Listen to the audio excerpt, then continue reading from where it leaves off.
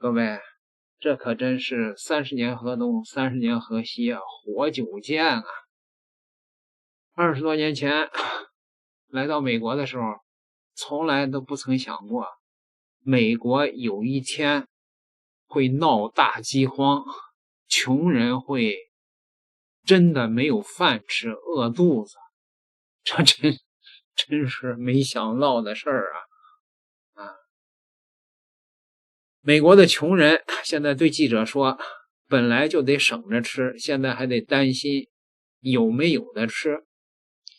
这句无奈的话语呢，来自一位补充营养援助计划 SNAP 也称为食品券的受助者。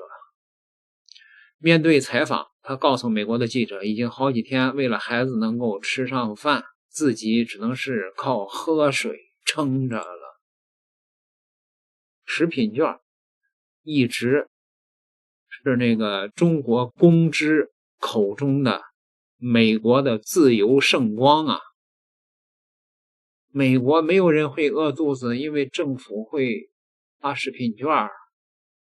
那中国公知嘴里边不是一直说了好几十年吗？现在呢，食品券没了到底是怎么回事呢？由于美国联邦政府的停摆，补充营养援助计划原定于10月31号耗尽资金，11月1号停止发放，约4200万美国人的生计将受到影响，主要为低收入群体、残疾人和老人。这是真意义上的饥荒潮、饿肚子。这可不是宣传啊，这可不是有那些脑残的神经病说你大外宣啊，你这个造谣。由于政府停摆影响，补充营养援助计划付款延迟问题凸显。尽管美国政府冻结付款的计划于10月31号被联邦法官叫停，但大批低收入美国人仍面临食品开支短缺困境。据美国媒体报道，11月1号当天，已有数百万人没能领到救济金。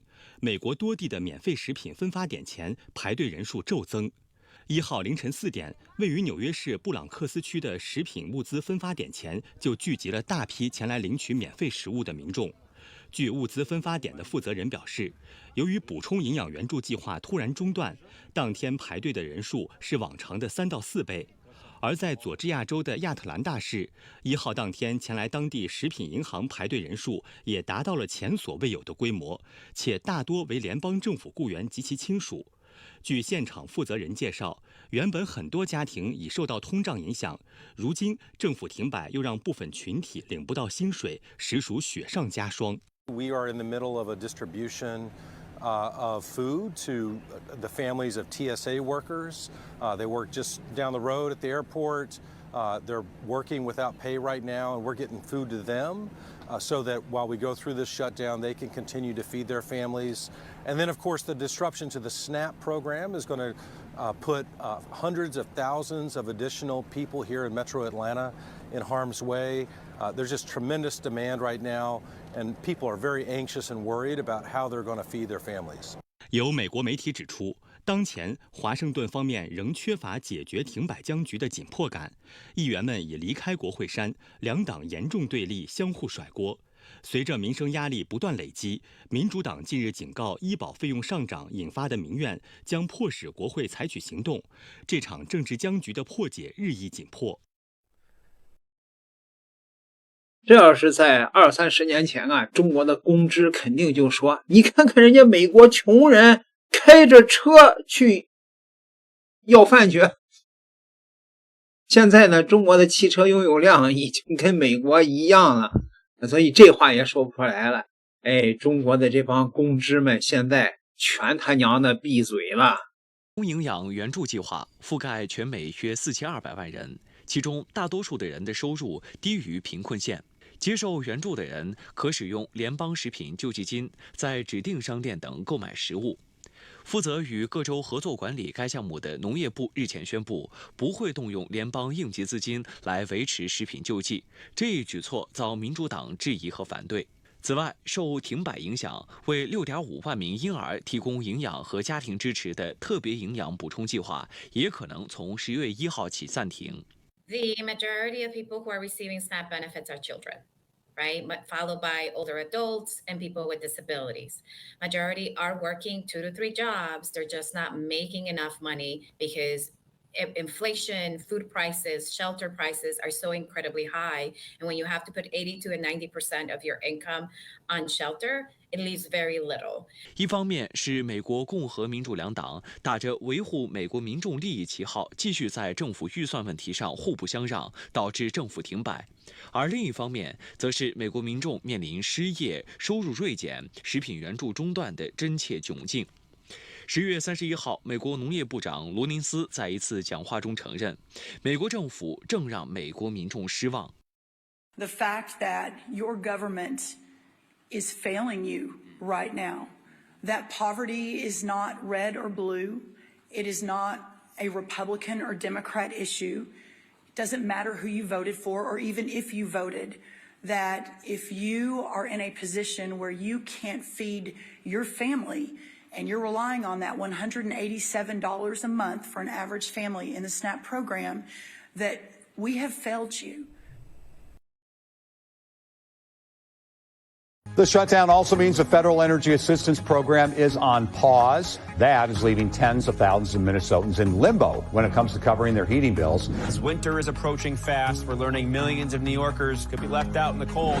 So far this month, we've already received over 2,200 calls from folks looking to apply to the program and have received 815 applications by mail or people dropping them off at the office. But since the government shutdown, we are unable to provide a benefit amount and no benefits are being paid for currently. It's not the first time that we've run across a situation where resources were either delayed or not available at all. But having it happen at the same time as SNAP and also having LIHEAP hold back on its timeline is going to hit a lot of people more than normally would. It's going to hurt a lot of people not being able to get any aid, whether it be for fuel oil or food. I know a lot of people aren't going to be getting by, and there's really no place for them to turn. 埃莉西亚的丈夫是一名海军陆战队员，他表示，他们一家并不富裕，家里的开支基本靠丈夫的工资收入。当得知美国军队可能面临薪水停发的情况时，他深感焦虑，因为一家人可能因此面临挨饿。Yes, he earns the money, and I'm very proud of that. But I make sure that everything gets paid on time because he's got a lot to worry about when it comes to his career.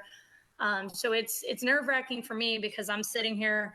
We don't know if we're going to get a paycheck or not. So it's, picking and choosing what bill we're going to pay just in case we don't get a paycheck. 埃莉西亚说，家里近日收到一个慈善组织送来的紧急食品箱，里面包含意大利面、酱料和糖浆等基本生活物资，这让他稍感安心。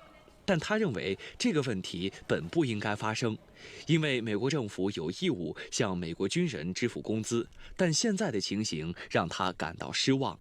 I agree. We should never have to be put in this position. They sign the dotted line. They put their lives on the line every single solitary day, whether they're downrange overseas or they're here training to go do their jobs. They don't get paid enough for what they do as is. Within the first 72 hours, 50,000 families applied for support through this program with the Military Family Advisory Network. So we know that there's a lot of need, and we're trying to meet that as quickly as possible.